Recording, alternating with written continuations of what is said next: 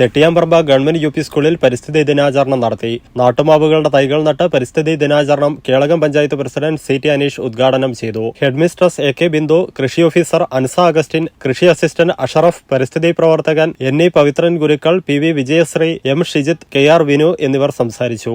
നമ്മുടെ സ്കൂള് പരിസ്ഥിതി സംരക്ഷണ പ്രവർത്തനത്തിൽ ഏറെക്കാലമായി മുന്നിൽ നിന്ന് പ്രവർത്തിക്കുകയാണ്.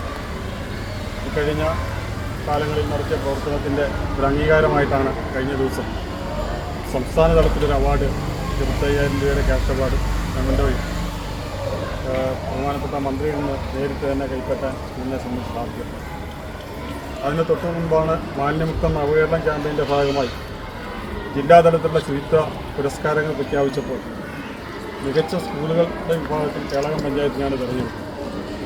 ആ കേളകം പഞ്ചായത്തിൽ തെരഞ്ഞെടുത്തപ്പോൾ ആ പ്രവർത്തനത്തിൽ ഏറ്റവും മാതൃകാപരമായ പ്രവർത്തനം നടത്തിയ school Chettiyamparamba government UP. School തന്നെയാണ്.